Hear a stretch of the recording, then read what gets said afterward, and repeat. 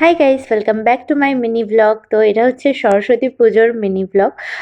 আগে যখন কৃষ্ণনগরে থাকতাম তো তখন প্রতি বছর সরস্বতী পুজোতে আমি আর আমার একটা ফ্রেন্ড সঞ্চিতা আমরা দুজন মিলে ঠাকুর দেখতে বেরোতাম।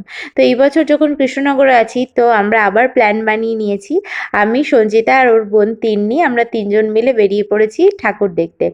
দিনের বেলা স্কুলগুলোতে তো পুজো হয়, তো অনেক স্কুলের ঠাকুর দেখেছি। খুব সুন্দর ডেকোরেশন সাজানো দেখে খুব ভাল লাগছিল। আর চারিদিকে সবাই শাড়ি পরে, পাঞ্জাবি পরে যখন বেরিয়েছে ঠাকুর দেখতে, তো ওই ভাইবটাই একটা আলাদা হয় সরস্বতী পুজোর।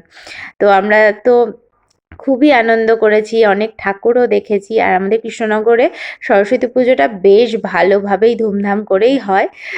তো প্রথমে তো আমার শরীরটা একটু ভালো ছিল না বলে আমি সত্যি কথা বলতে কিছুই খাইনি। এবার ঠাকুর দেখে এনজয় করেছি। তো এইটা হচ্ছে কৃষ্ণনগর গভর্নমেন্ট কলেজের ঠাকুর। আর আমরা একটা পাপড়ি চাটের প্লেট নিয়েছিলাম, যেখান থেকে আমি একটা একটু টেস্ট করে দেখেছি আর সত্যি ভীষণ ভালো ছিল। আমি পরে তো নেক্সট টাইম আবার খাবো এখান থেকে। আর ওই দিনকেই সৌরভ এসেছে কৃষ্ণনগরে। তো নেক্সট ডে আমরা বেরিয়ে পড়েছি আমি আর সৌরভ ঠাকুর দেখতে। ফার্স্টে একটুখানি মেলাতে গেছিলাম, একটা হস্তশিল্প মেলা হচ্ছিল আমাদের কৃষ্ণনগরের গভর্নমেন্ট কলেজের মাঠে, আমাদের বাড়ির একদম কাছে। তো সেই মেলাটায় একটুখানি ঘুরে নিলাম আর তারপরে আমরা বেশ কিছু ঠাকুরও দেখেছি।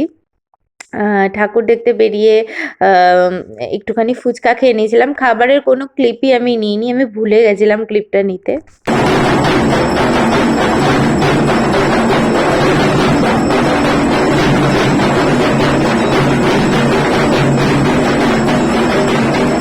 আর সৌরভ তো কৃষ্ণনগরের এত বড় বড় সরস্বতী ঠাকুর দেখে পুরো অবাক হয়ে গেছে। ও বলছে এত বড় বড় ঠাকুর হয় এখানে।